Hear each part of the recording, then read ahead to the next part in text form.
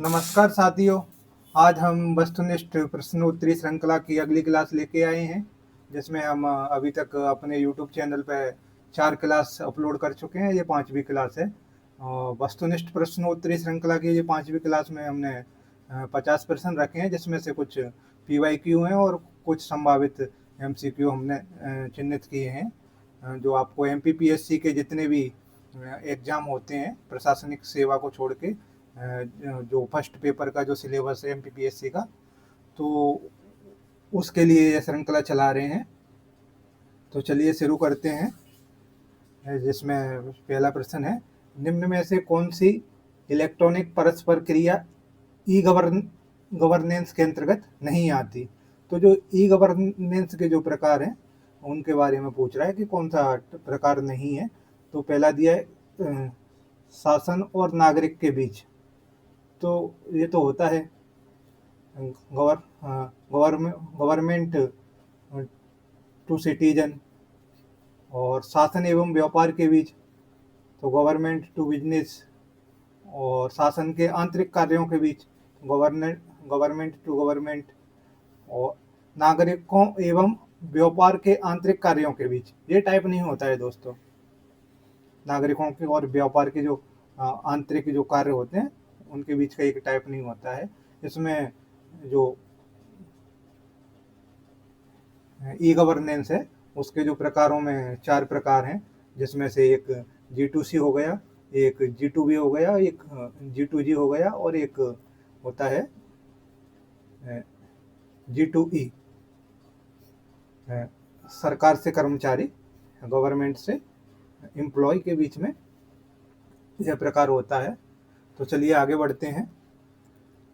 प्रश्न दूसरा है, भारतीय राष्ट्रीय भुगतान निगम NPCI द्वारा जारी किया गया कार्ड कौन सा है।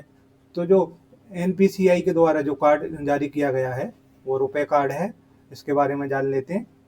NPCI के बारे में, इसको भारतीय राष्ट्रीय भुगतान निगम भी बोलते हैं। और भारत में जो सभी खुदरा भुगतान और जो निपटान प्रणालियों के संचालन के लिए एक संगठन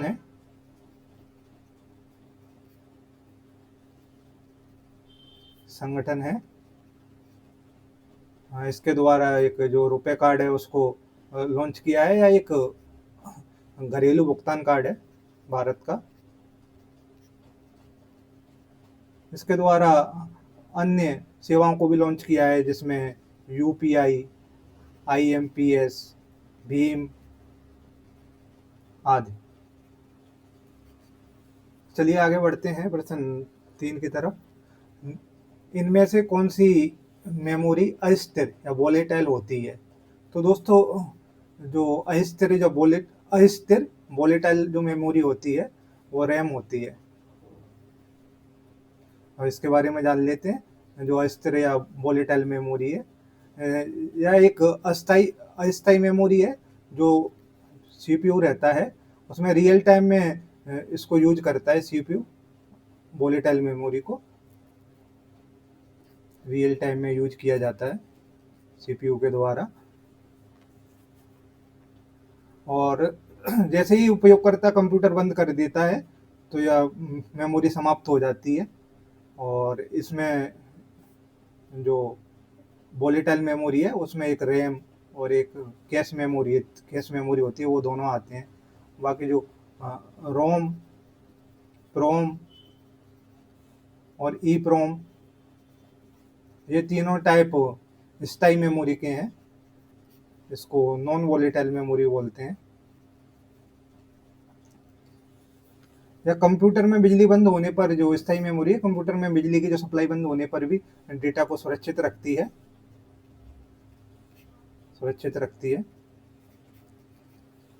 चलिए आगे बढ़ते हैं अगले प्रश्न की तरफ। विस्फोटकों का पता लगाने हेतु DRDO द्वारा विकसित किया गया रोबोटिक यंत्र का नाम बताइए। तो DRDO के द्वारा जो विस्फोटक यंत्रों का पता लगाने के लिए एक रोबोट का विकास किया गया है, उसको हम दक्ष के नाम से जानते हैं। तो थोड़ा जान लेते हैं दक्ष के बारे में। दक्ष को DRDO के द्वारा विकसित किया है, ये तो प्रश्न में दिया ही है। और यह एक 90% स्वदेशी भारतीय तकनीक पर आधारित है। स्वदेशी तकनीक पर आधारित या खतरनाक जो वस्तुओं का पता लगाने और उन्हें संभालने और उन्हें नष्ट करने की क्षमता रखता है। पता लगाने, संभालने और नष्ट करने की क्षमता रखता है। बाकी रुस्तम, नेत्र और निशांत, ये तीनों ही डीआरडीओ के द्वारा विकसित यूएवी अननेमेड एरियल व्हीकल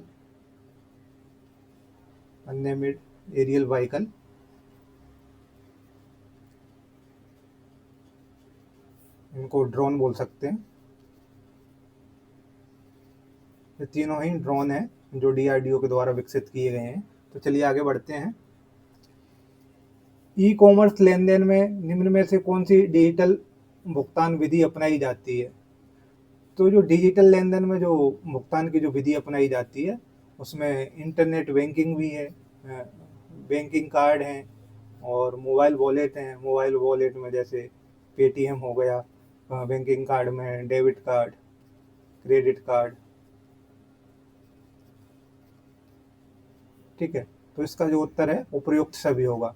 चलिए आगे बढ़ते हैं अगले प्रश्न की तरफ। भुगतान के लिए प्रचलित जो यूपीआई का पूर्ण रूप क्या है? तो दोस्तों जो यूपीआई का जो फुल फॉर्म है वह है यूनिफाइड पेमेंट्स इंटरफेस। तो यूपीआई का जो फुल फॉर्म है unified payment interface, unified payment interface, इसका जो विकल्प डी है वो सही उत्तर है। चलिए आगे बढ़ते हैं अगले प्रश्न की तरफ। निम्न में से कौन सा विकल्प सर्च इंजन नहीं है? तो दोस्तों जो माइक्रोसॉफ्ट एज है वह एक सर्च इंजन नहीं है। और माइक्रोसॉफ्ट एज के बारे में थोड़ा जान लेते हैं। या एक एआई संचालित वेब ब्राउज़र है। इसको जो डेवलप किया गया था माइक्रोसॉफ्ट के द्वारा किया गया था इसको डेवलप। और यह इंटरनेट एक्सप्लोरर है उसका स्थान लेता है।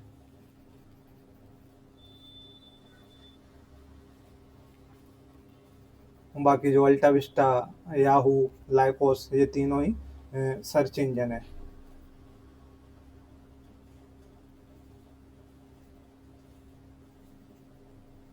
चलिए आगे बढ़ते हैं अगले प्रश्न की तरफ। भारतीय मूल पर आधारित सोशल नेटवर्किंग साइट कौन सी है? तो जो भारतीय मूल पर आधारित सोशल नेटवर्किंग जो साइट है वह कू है। इसको कू बोलते हैं। इसके बारे में जान लेते हैं कि जो कू है एक माइक्रो ब्लॉगिंग प्लेटफॉर्म है। माइक्रो ब्लॉगिंग प्लेटफॉर्म है। इसको जो लॉन्च किया गया था 2020 में लॉन्च किया गया था कू को। और इसके जो संस्थापक हैं उनके नाम है अप्रमेय राधाकृष्णन और मयंक विद्यावत। और 2024 में इसका जो संचालन है वो स्थायी रूप से बंद हो गया। संचालन बंद हो गया 2024 में इसका। बाकी जो ट्विटर है उसको मार्च 2006 में लॉन्च किया गया था। और जो इंस्टाग्राम है उसको 2010 में लॉन्च किया गया था। तो चलिए आगे बढ़ते हैं अगली प्रश्न की तरफ। इनमें से कौन सा पदार्थ अर्धचालक या सेमीकंडक्टर है? तो दोस्तों जो शुद्ध जर्मेनियम है वह एक अर्धचालक पदार्थ है। और जान लेते हैं कि अर्धचालक होता क्या है। तो जो अर्धचालक है इसके बारे में देखते हैं। जैसे जिसकी जो विद्युत चालकता है वह स्वचालक और कुचालक के बीच में हो।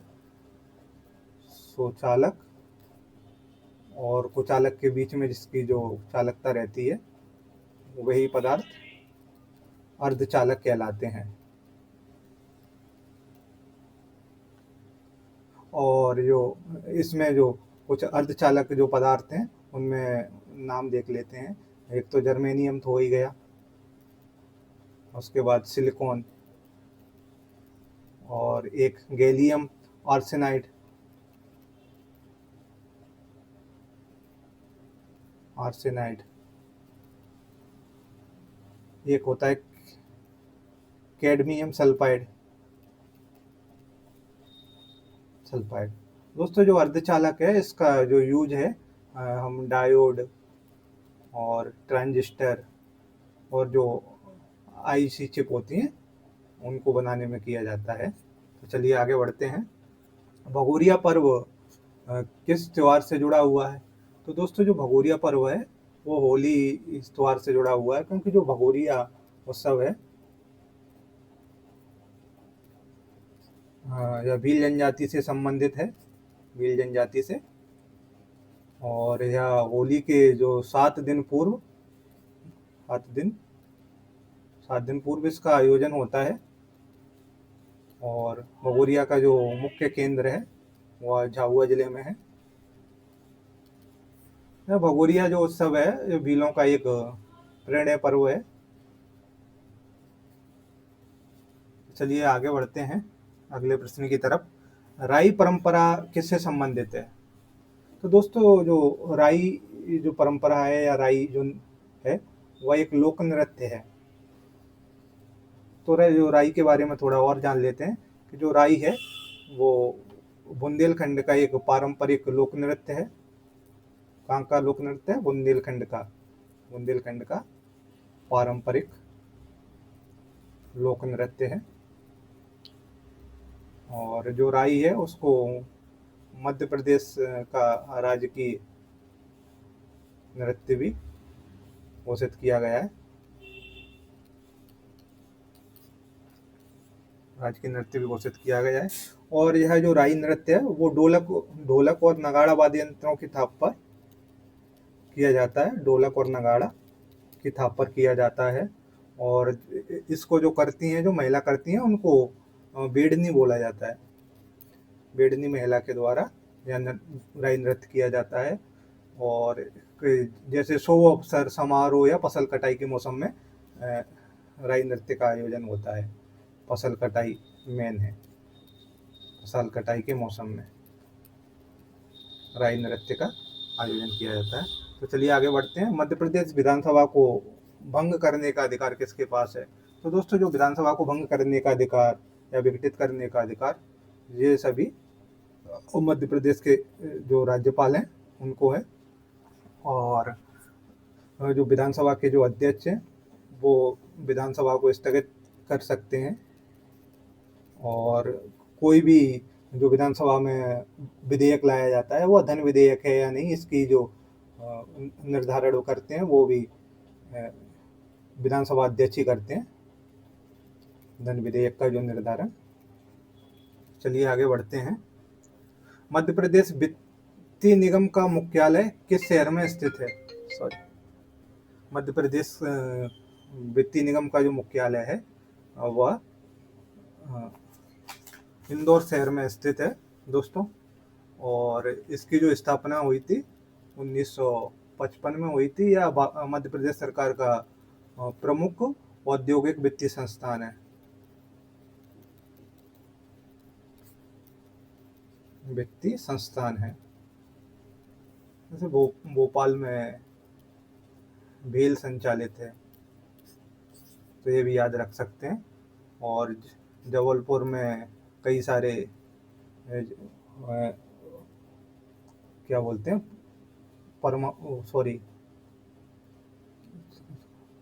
चलो आगे बढ़ते हैं अगले प्रश्न की तरफ, याद नहीं आ रहा था। विजयपुर गुना स्थित उर्वरक कारखाना किन देशों के सहयोग से स्थापित किया गया था? तो जो विजयपुर जो गुना है उसमें जो उर्वरक का जो कारखाना है वो संयुक्त राज्य अमेरिका और इटली के सहयोग से स्थापित किया गया था।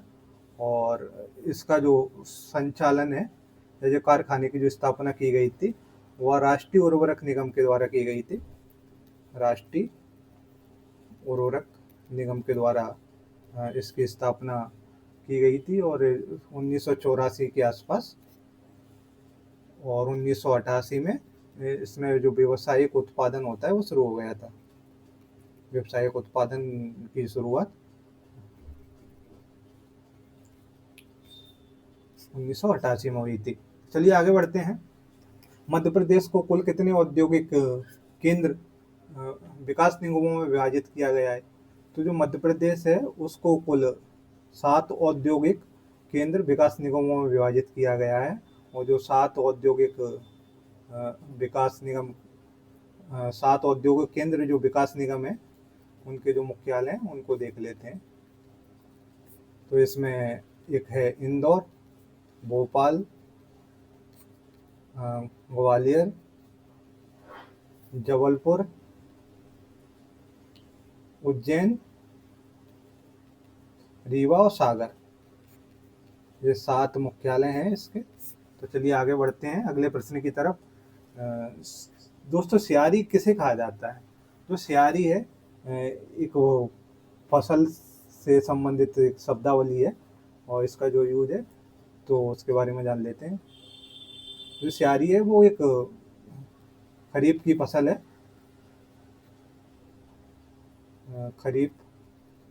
खरीफ की फसल है। खरीफ की फसल का एक नाम है, सॉरी, सियारी है। जो जैसे जो आदिवासी क्षेत्रों में जो जनजातियां हैं उसके द्वारा इस फसल को बोया जाता है। आदिवासी क्षेत्रों में जो जनजातियों के द्वारा इस फसल को बोया जाता है। और जब जो जनजातियां इस फसल को बोती हैं तो उस समय पे जो सियार होते हैं वो बहुत बोलते हैं या बहुत आवाज़ करते हैं, इसलिए इसका नाम है सियारी रखा गया। चलिए आगे बढ़ते हैं प्रश्न 17 की तरफ। मध्य प्रदेश में जो लाख उत्पादन या लघु वनोपज हेतु एक शासकीय कारखाना कहाँ स्थित है? तो जो लाख उत्पादन का जो सरकारी जो कारखाना है मध्य प्रदेश में वह उमरिया जिले में स्थित है। और सिंगरौली में नॉर्दर्न कोलफील्ड लिमिटेड स्थित है। तो चलिए आगे बढ़ते हैं अगले प्रश्न की तरफ। निम्न में से कौन से भारतीय वैज्ञानिक का संबंध मध्य प्रदेश से है? तो दोस्तों, जो अनिल काकोडकर जी हैं उनका संबंध मध्य प्रदेश के बड़वानी जिले से है और इनका जो जन्म है 1943 में बड़वानी में हुआ था। या जो अनिल काकोडकर जी हैं वह परमाणु भौतिकी विज्ञान और एक यांत्रिकी इंजीनियर थे। परमाणु भौतिकी विज्ञानी एवं यांत्रिकी इंजीनियर थे। और इनके द्वारा कई सारे पदों पे रहे थे। जैसे भारतीय परमाणु ऊर्जा आयोग के अध्यक्ष रहे, परमाणु ऊर्जा आयोग है उसके अध्यक्ष रहे। बार्क के निदेशक भी रहे, आरबीआई के निदेशक रहे आज। चलिए आगे बढ़ते हैं। भारतीय संविधान का जो अनुच्छेद 317 है जम्मू कश्मीर से संबंधित कब समाप्त किया गया था? तो जो अनुच्छेद 370 है दोस्तों उसको 5 अगस्त 2019 को समाप्त किया गया था। 5 अगस्त 2019 को समाप्त किया गया था। और जो जम्मू कश्मीर पुनर्गठन अधिनियम 2019 है, जम्मू कश्मीर पुनर्गठन अधिनियम 2019 है, उसको 31 अक्टूबर 2019 को लागू किया गया। चलिए आगे बढ़ते हैं अगले प्रश्न की तरफ। भारत की पहली महिला मनोचिकित्सक जिनका निधन 5 दिसंबर 2021 को हुआ, कौन थी? जो भारत की जो पहली महिला मनोचिकित्सक थी वो शारदा मेनन थी। तो शारदा मेनन के बारे में जान लेते हैं कि यह एक भारतीय मनोचिकित्सक और सामाजिक कार्यकर्ता थी।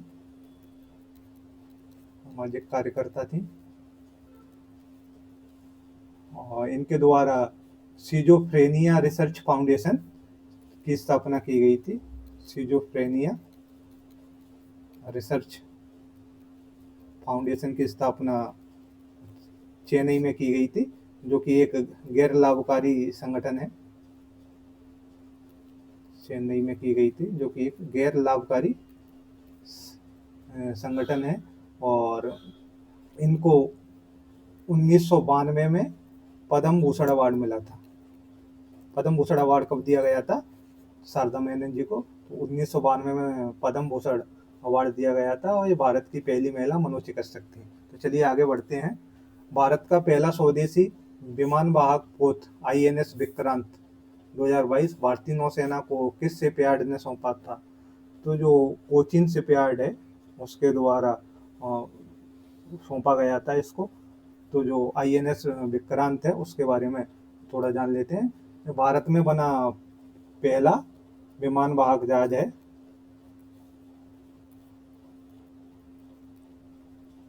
इसको IAC-1 के नाम से भी जाना जाता है और इसको 2013 में लॉन्च किया गया था और इसको जो डिकमीशन या विनियुक्त किया गया सितंबर 2022 में। चलिए आगे बढ़ते हैं। मध्य प्रदेश में पोषण महोत्सव योजना किस वर्ष प्रारंभ की गई थी? तो दोस्तों मध्य प्रदेश में जो पोषण महोत्सव योजना है वह 2020 में प्रारंभ की गई थी। यह बच्चों, किशोर लड़कियों, गर्भवती महिलाओं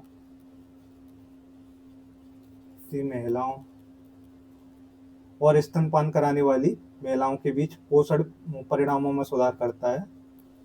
स्तनपान कराने वाली महिलाओं के पोषण में सुधार करता है। चलिए आगे बढ़ते हैं। मध्य प्रदेश में प्रभास जोशी पुरस्कार किस खेल से संबंधित है? तो दोस्तों प्रभास जोशी जो पुरस्कार है वो मल्लखंब से संबंधित है और प्रभास जोशी पुरस्कार के बारे में थोड़ा डिटेल्स में जान लेते हैं कि इसको जो प्रारंभ किया गया था 2013 में और जब प्रारंभ किया गया था तब इसके जो राशि थी वो 2 लाख रुपए थी। इसको बढ़ा के अभी 5 लाख रुपए कर दिया गया है और इसको मैं ठीक से याद कर पा रहा हूँ तो 2020 में इसको नेशनल अवार्ड घोषित किया गया था। एक बार आप चेक कर लेना इसको, नेशनल अवार्ड घोषित कब किया गया था। तो मुझे तो लगता है 2020 में किया गया था, बाकी एक बार आप क्रॉस चेक कर लेना। और जो 2022 का जो प्रभास जोशी पुरस्कार है वो वैष्णवी कहार को दिया गया था जो कि उज्जैन की है। वैष्णवी कहार, इनका संबंध उज्जैन से है। तो चलिए आगे बढ़ते हैं।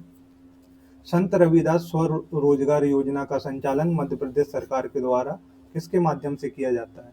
तो दोस्तों जो संत रविदास स्वरोजगार योजना है तो उसका जो संचालन है अनुसूचित जाति वित्त विकास निगम के द्वारा किया जाता है और इसके बारे में थोड़ा जान लेते हैं। जो संत रविदास रोजगार योजना है वो फरवरी 2022 में शुरू की गई थी और यह अनुसूचित जाति वर्ग के युवाओं को अपना स्वरोजगार शुरू करने के लिए वित्तीय सहायता प्रदान करती है।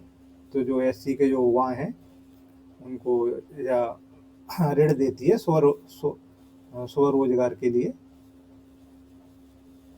और इसमें जो उम्र है वो 1845 रखी गई है और जो विनिर्माण इकाई के लिए इसमें जो ऋण की जो सीमा है वो 1 से 50 लाख है और कोई सेवा या व्यवसाय के लिए ऋण लेता है तो उसमें इसकी जो राशि है वो 1 लाख से 25 लाख के बीच में रखी गई है। तो चलिए आगे बढ़ते हैं अगले प्रश्न की तरफ। 2020 टोक्यो पैरालंपिक में भारत के किस खिलाड़ी ने भाला फेंक में स्वर्ण पदक जीता था? तो 2020 में जो टोक्यो में जो पैरालंपिक हुए थे दोस्तों उसमें भाला फेंक में जो स्वर्ण पदक जीता था वो सुमित अंतिल ने जीता था और सुमित अंतिल के बारे में थोड़ा जान लेते हैं।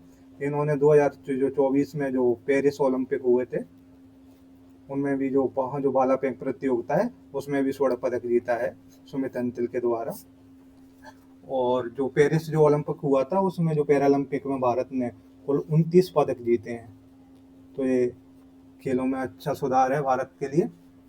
और थोड़ा जान लेते हैं कि जो नीरज चोपड़ा है उनके द्वारा जो टोक्यो ओलंपिक में स्वर्ण पदक जीता गया था भाला फेंक में और इनके द्वारा जो भाला फेंका गया था 87.58 मीटर नीरज चोपड़ा के द्वारा। जो देवेंद्र झाझरिया हैं वह भी पैरालंपिक से संबंधित हैं और इनको हाल ही में पैरालंपिक जो committee Paralympic committee of India के प्रेसिडेंट बनाया गया। तो पैरालंपिक कमेटी ऑफ इंडिया के जो प्रेसिडेंट हैं वो कौन है? देवेंद्र झाझरिया। चलिए आगे बढ़ते हैं। वर्ष 2020 में मुक्केबाजी के लिए मध्य प्रदेश का जो विक्रम पुरस्कार किस खिलाड़ी को दिया गया था? तो जो 2020 में जो मुक्केबाजी के लिए विक्रम पुरस्कार दिया गया था वो मंजू बम्बोरिया को दिया गया था। तो मंजू बम्बोरिया के बारे में थोड़ा जान लेते हैं। जो इनका जो संबंध है मुक्केबाजी से और ये उज्जैन जिले से संबंधित है। और जो मेघा परिमार है वो एक पर्वतारोही है, पर्वतारोही। इनका जो संबंध है वो सीहोर जिले से है और माउंट एवरेस्ट पर चढ़ने वाली मध्य प्रदेश की पहली महिला है। और बाकी जो परिधि जोशी हैं वो उनका संबंध घुड़सवारी से है। तो चलिए आगे बढ़ते हैं अगले प्रश्न की तरफ। फिशिंग का प्रयास सामान्यतः किस माध्यम से किया जाता है? तो फिशिंग एक प्रकार का साइबर हमला है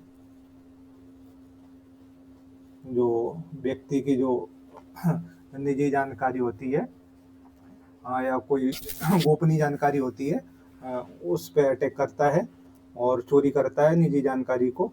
तो यह ईमेल, एसएमएस, फोन कॉल सभी के द्वारा की जा सकती है। जो फिशिंग है वो सभी के द्वारा की जा सकती है। तो आगे बढ़ते हैं अगले प्रश्न की तरफ। रानी लक्ष्मीबाई को बचाने के लिए उनकी तरह वेशभूषा धारण करने वाली वीरांगना कौन थी? तो जो रानी लक्ष्मीबाई थी उनकी जो हमशक्ल थी वो झलकारी बाई थी। और झलकारी बाई के बारे में थोड़ा जान लेते हैं कि झलकारी बाई का जो जन्म था 1830 में कहाँ हुआ था? झांसी में हुआ था। जन्म इनका झांसी में हुआ था। या रानी जो लक्ष्मीबाई की सेना में जो दुर्गा दल था उसकी सेनापति थी, दुर्गा दल की सेनापति रही। और 2017 में भोपाल में झलकारी बाई की प्रतिमा लगाई गई।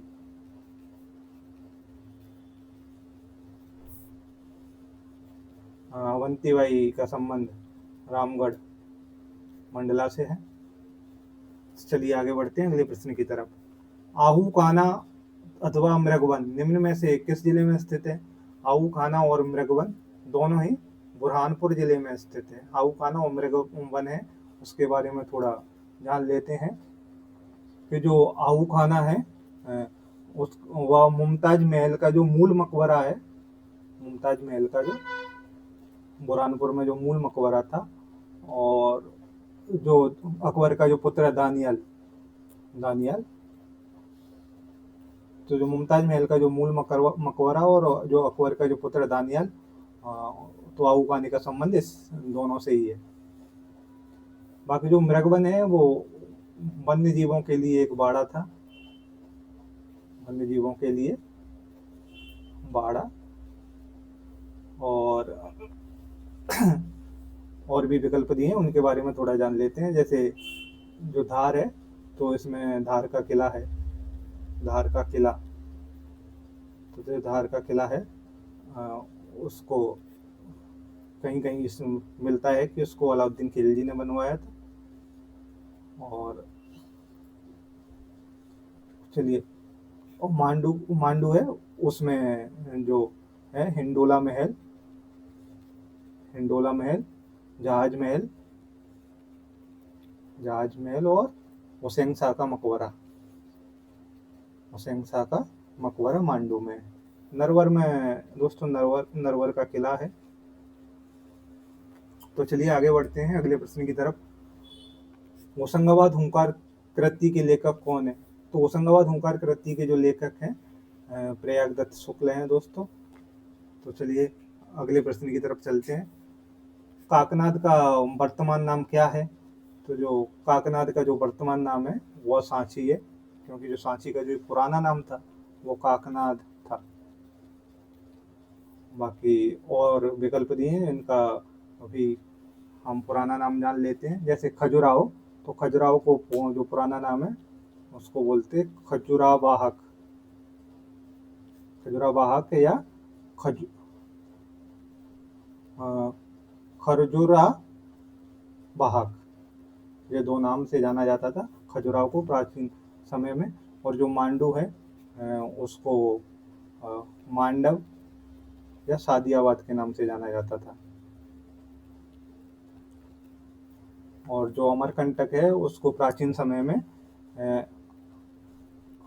आम्रकूट या रिच रिच पर्वत वहाँ है तो रिच के नाम से जाना जाता था। तो चलिए आगे बढ़ते हैं अगले प्रश्न की तरफ। रानी दुर्गावती के पिता का नाम क्या था? तो दोस्तों ये प्रश्न बहुत विवादित है, क्योंकि कई जगह मैंने पढ़ा है तो अलग अलग सोर्सों से अलग अलग जानकारी मिलती है, लेकिन जो पीएससी के द्वारा इसका जो आंसर माना गया है वो है शालिवाहन। तो रानी दुर्गावती के पिता का नाम शालिवाहन था। बाकी कई कई जगह कीर्ति राय मिलता है, कई कई जगह कीर्तिवर्मन मिलता है जो चंदेल शासक थे। तो चलिए रानी दुर्गावती के बारे में थोड़ा जान लेते हैं। जो रानी दुर्गावती थी वो गौड़वंशी शासिका थी, गौड़वंशी शासिका थी। इनका जो विवाह था वो गौड़वंशी शासक दलपत शाह से हुआ था। उनका जो नाबालिग जो पुत्र था वीर नारायण, उनकी संरक्षिका के रूप में उन्होंने शासन संभाला और 1564 के आसपास मुगलों से युद्ध करते हुए वीरगति को प्राप्त हुई। और रानी दुर्गावती की जो राजधानी थी दोस्तों वो चौरागढ़ में थी। चौरागढ़ जो किला है नरसिंहपुर में, वहाँ थी। चौरागढ़ किले का जो निर्माण था गौड़वंशी शासक संग्राम शाह के द्वारा करवाया गया था। तो चलिए आगे बढ़ते हैं। झंडा सत्याग्रह किस वर्ष आयोजित हुआ था? तो दोस्तों जो झंडा सत्याग्रह का जो आयोजन हुआ था तो वो 1923 में हुआ था। और जो झंडा सत्याग्रह का जो मुख्य केंद्र था, मुख्य केंद्र वो नागपुर था। और जो झंडा सत्याग्रह की जो गतिविधियां थी उनमें जो सबसे ज़्यादा सक्रियता दिखाई उनके बारे में थोड़ा जान लेते हैं कि जो कंचेदी लाल जैन थे, कंचेदी लाल जैन, उन्होंने नागपुर में झंडा जो सत्याग्रह है उसके तहत कमान संभाली थी। और इसका जो झंडा सत्याग्रह का जो संबंध मध्य प्रदेश में भी रहा है तो उसके बारे में देख लेते हैं कि मध्य प्रदेश में जो झंडा सत्याग्रह है उसका जो नेतृत्व या कमान किसने संभाली। तो मध्य प्रदेश में जो झंडा सत्याग्रह है वह 18 मार्च 1923 को जबलपुर में हुआ। और इसका जो अगुवाई की थी पंडित सुंदरलाल के द्वारा, सुंदरलाल। और भी इनके साथ में सदस्य थे जैसे माखनलाल चतुर्वेदी और सुमुद्रा कुमारी चौहान, बाल मुकुंद त्रिपाठी आदि। आगे बढ़ते हैं अगले प्रश्न की तरफ। किस ऐतिहासिक स्मारक को खाम बाबा के नाम से जाना जाता है? तो दोस्तों जो विदिशा का जो गरुड़ स्तंभ है, विदिशा को प्राचीन समय में बेसनगर भी बोला जाता था, बेसनगर, तो इसको बोल सकते हैं कि जो बेसनगर का जो गरुड़ स्तंभ है उसको खाम बाबा के नाम से भी जाना जाता है। अब जो खाम बाबा या बेसनगर का जो गरुड़ स्तंभ है इसका जो निर्माण किसने करवाया उसके बारे में देख लेते हैं। तो जो बेसनगर का जो गरुड़ स्तंभ है उसका जो निर्माण करवाया था तक्षशिला का एक यूनानी राजदूत था हेलियोडोरस, हेलियोडोरस के द्वारा इसका निर्माण करवाया गया था। इसका जो संबंध है वैष्णव धर्म से है। किस धर्म से? वैष्णव धर्म से है। और पूछ लिया जाता है कि जो हेलियोडोरस है वो किस शासक का राजदूत था? तो या इंडो बैक्टीरियन एक राजा थे, इनका नाम है एंटियाल सीड्स। तो जो हेलियोडोरस है वो इंडो बैक्टीरियन राजा एंटियाल सीड्स के राजदूत थे। तो चलिए आगे बढ़ते हैं। प्रसिद्ध पत्रकार माधवराव सप्रे का जन्म, जो सप्रे बोलते हैं, गलत टाइप हो गया, का जन्म मध्य प्रदेश के किस गांव में हुआ था? तो दोस्तों जो पत्रकार जो माधवराव सप्रे जी हैं, उनके बारे में थोड़ा जान लेते हैं कि जो माधवराव सप्रे जी हैं वो एक साहित्यकार, पत्रकार और इसके साथ साथ वह स्वतंत्रता सेनानी भी रहे। इनका जो जन्म है 1871 में जो दमोह के पतरिया गांव में हुआ था। दमोह के पथरिया गांव में हुआ था। तो इसका जो ऑप्शन ए है वो बिल्कुल सही है। और जो हिंदी की जो पहली लघु कथा है, हिंदी की जो पहली लघु कथा एक टोकरी भर मिट्टी, एक टोकरी भर मिट्टी का लेखन भी माधवराव सप्रे के द्वारा ही किया गया था। और जो छत्तीसगढ़ पत्रिका की नींव भी इनके द्वारा ही रखी गई थी, जिसमें जो मासिक पत्रिका थी छत्तीसगढ़ मित्र के नाम से एक मासिक पत्र का संचालन किया था, इसलिए उनको छत्तीसगढ़ पत्रिका की नींव रखने का श्रेय भी जाता है। तो चलिए आगे बढ़ते हैं। इंदिरा सागर बांध मध्य प्रदेश की किस नदी पर निर्मित है? तो दोस्तों जो इंदिरा सागर बांध है मध्य प्रदेश की जो नर्मदा नदी है उस पे स्थित है। इसके बारे में थोड़ा जान लेते हैं इंदिरा सागर बांध के बारे में। जो इंदिरा सागर बांध है वह मध्य प्रदेश, गुजरात, महाराष्ट्र और राजस्थान, ये चारों की संयुक्त बहुउद्देशीय परियोजना है। और यह एक गुजरात में नवगांव में एक गुरुत्व बांध बनाया गया था नर्मदा नदी पे। इसे इंदिरा सागर बांध के नाम से भी जाना जाता है। तो यह एक विश्व बैंक के द्वारा इसको जो परियोजना है, जो विश्व बैंक के द्वारा इसको 1980 के दशक में प्रारंभ किया गया था। तो चलिए आगे बढ़ते हैं और भी परियोजनाओं के बारे में जान लेते हैं। जैसे चंबल है, चंबल पे जैसे जवाहर सागर, राणा सागर, गांधी सागर आदि परियोजना है। सोन नदी पे बाण सागर परियोजना, बेतवा नदी पर राजघाट परियोजना आदि। चलिए आगे बढ़ते हैं अगले प्रश्न की तरफ। निम्न में से कौन सी नदी नर्मदा की सहायक नदी नहीं है? तो दोस्तों जो देनवा नदी है वो नर्मदा की सहायक नदी नहीं है, बल्कि तवा की सहायक नदी है। देनवा किसकी है? तवा की सहायक नदी। तो थोड़ा जान लेते हैं कि जो देनवा नदी है वो पचमढ़ी के पठार से निकलती है और यह सतपुड़ा राष्ट्रीय उद्यान है। और सतपुड़ा राष्ट्रीय उद्यान का जो क्षेत्र है वहाँ से बहने वाली प्रमुख नदी है देनवा नदी। बाकी थोड़ा नर्मदा नदी के बारे में जान लेते हैं, इनकी जो सहायक नदियाँ उनके बारे में थोड़ा। नर्मदा नदी की कुल 41 सहायक नदियाँ हैं, जिसमें से 39 जो सहायक नदियाँ हैं वो मध्य प्रदेश में हैं और 2 गुजरात में आके मिलती हैं। तो अब सवाल पूछोगे कि अब 41 में से कितनी दाहिने तट से मिलती हैं, कितनी बाएं तट से मिलती हैं? तो दोस्तों जो 19 नदियां हैं वो दाएं तट से मिलती हैं नर्मदा में, और जो 22 जो नदियां हैं वो बाएं तट से मिलती हैं। तो ये याद रखना। बाकी जो हिरन, गोई और हथनी, ये तीनों ही नर्मदा की सहायक नदियां हैं। तो चलिए आगे बढ़ते हैं अगले प्रश्न की तरफ। मध्य प्रदेश में जो सर्वाधिक जो तापमान है किस स्थान पर दर्ज किया गया? तो हाल ही में जो मध्य प्रदेश में जो सर्वाधिक तापमान के जो दर्ज करने के जो आंकड़े हैं वो ग्वालियर से प्राप्त हुए हैं। तो इसका जो सही आंसर ग्वालियर है। और 2024 में नए आंकड़े आए हैं, उनके हिसाब से देख लेते हैं कि जो मध्य प्रदेश का जो निवाड़ी जिला है उसका एक तहसील है पृथ्वीपुर। वहाँ पे सर्वाधिक तापमान 48.7 डिग्री सेंटीग्रेड दर्ज किया गया था। और मध्य प्रदेश का जो सबसे ठंडा स्थान है वो तो आप सभी जानते ही हैं, पचमढ़ी है। तो चलिए आगे बढ़ते हैं अगले प्रश्न की तरफ।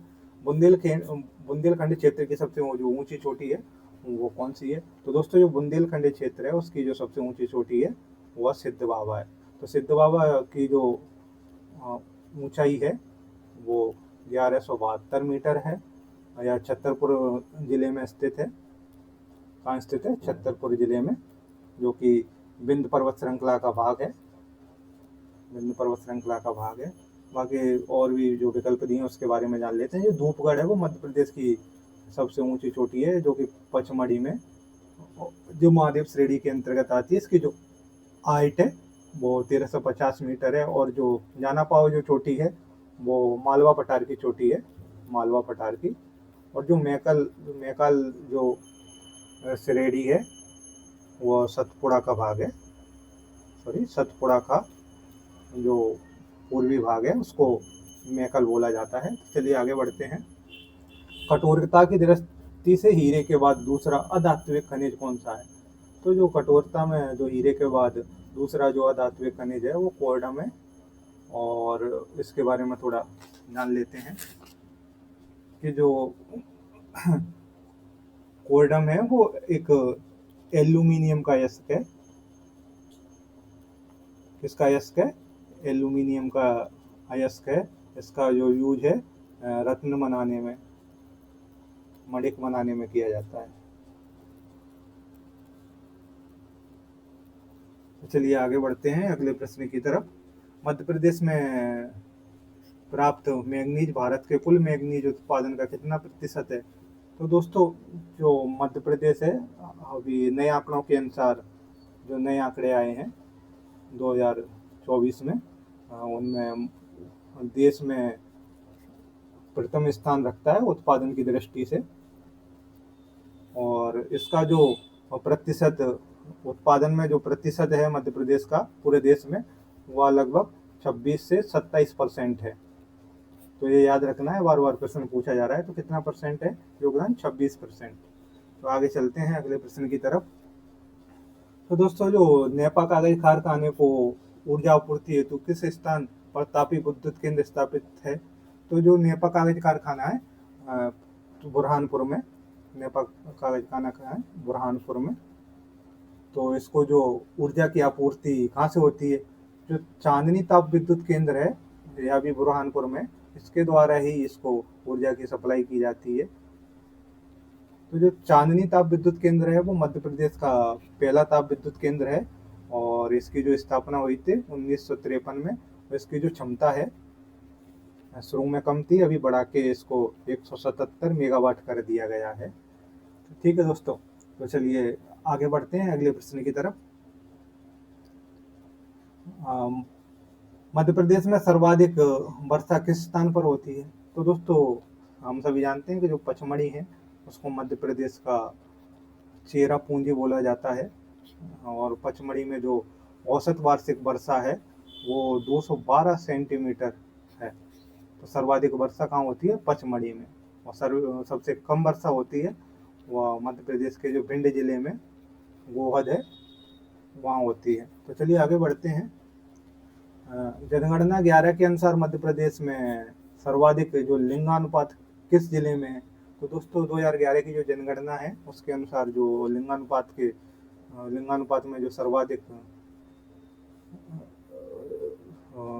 लिंगानुपात में बालाघाट पहले स्थान पे है। और भी देख लेते हैं कि लिंगानुपात में कौन कौन से जिले सर्वाधिक और सबसे कम लिंगानुपात वाले जिले देख लेते हैं। सर्वाधिक में बालाघाट 1021, अलीराजपुर 1011, मंडला 1008 और डिंडोरी 1002, झाबुआ 1990। और सबसे कम जो लिंगानुपात वाले जिले हैं उनके बारे में भी थोड़ा देख लेते हैं। जैसे भिंड, इसका है 837, मुरैना का हो गया आपका 840, ग्वालियर का है 864, और ग्वालियर के बाद आएगा दतिया। तो दतिया का है दोस्तों 873। तो ये सर्वाधिक लिंगानुपात और सबसे कम लिंगानुपात वाले जिले हैं मध्य प्रदेश के। देख लीजिए, प्रश्न बनता ही है हर बार। और आगे बढ़ते हैं। जनगणना 11 के अनुसार मध्य प्रदेश की जो न्यूनतम बाल जनसंख्या किस जिले में पाई जाती है? तो दोस्तों 2011 की जो जनगणना के अनुसार जो हरदा जिला है उसमें सबसे न्यूनतम बाल जनसंख्या पाई जाती है। और वैसे भी जो हरदा जिले की जो जनसंख्या है 11 के अनुसार 5.70 लाख है।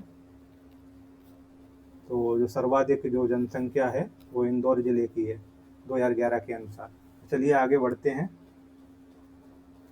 नीमच जिले के किस गांव में 130 मेगावाट क्षमता का सौर ऊर्जा संयंत्र स्थापित किया गया था?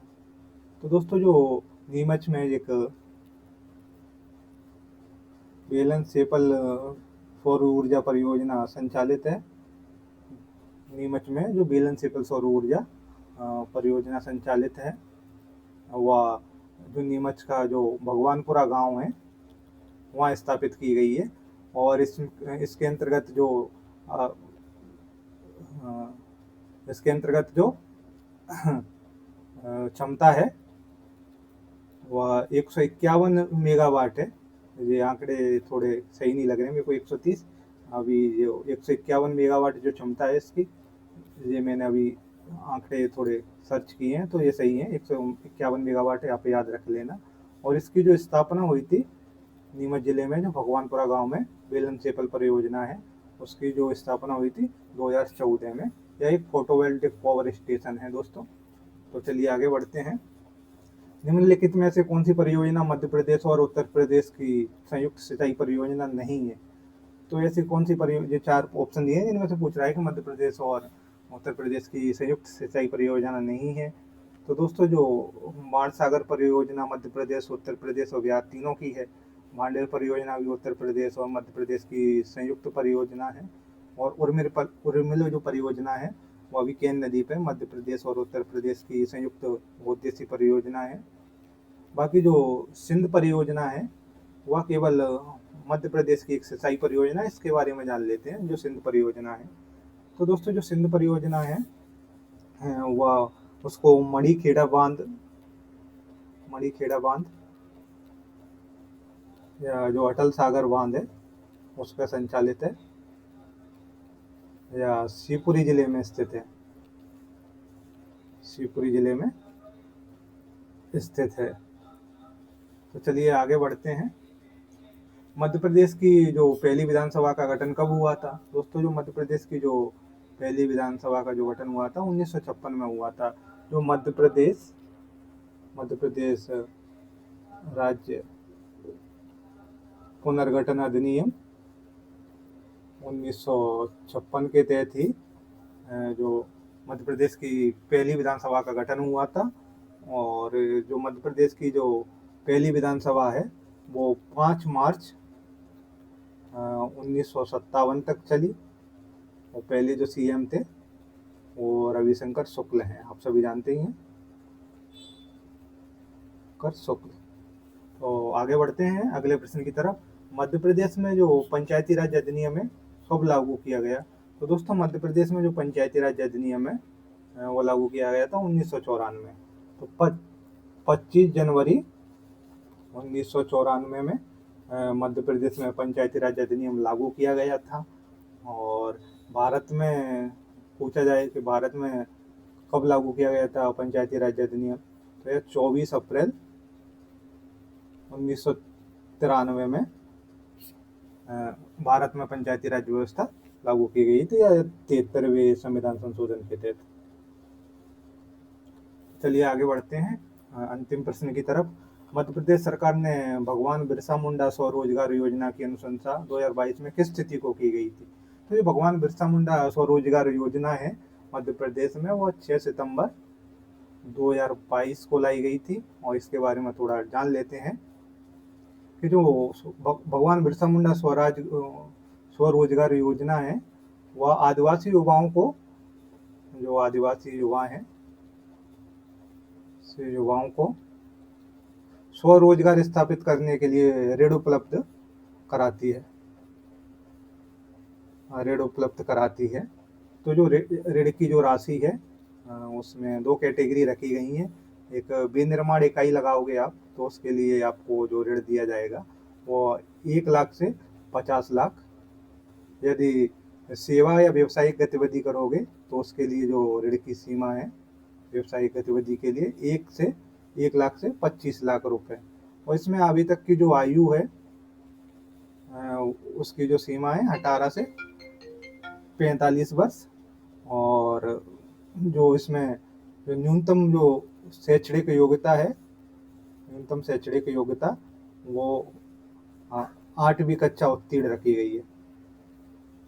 तो ये भगवान बिरसा मुंडा स्वरोजगार योजना की पूरी डिटेल्स है, आप अच्छे से याद कर लेना। यहाँ से अभी हाल ही में कुछ प्रश्न पूछे गए हैं। तो दोस्तों ये 50 प्रश्नों की वस्तुनिष्ठ प्रश्नोत्तरी श्रृंखला कंप्लीट होती है और की जो क्लास 5वीं क्लास है वो कंप्लीट होती है। और आगे ऐसी क्लास देखने के लिए जुड़े रहें और मिलते हैं अगली क्लास में। धन्यवाद।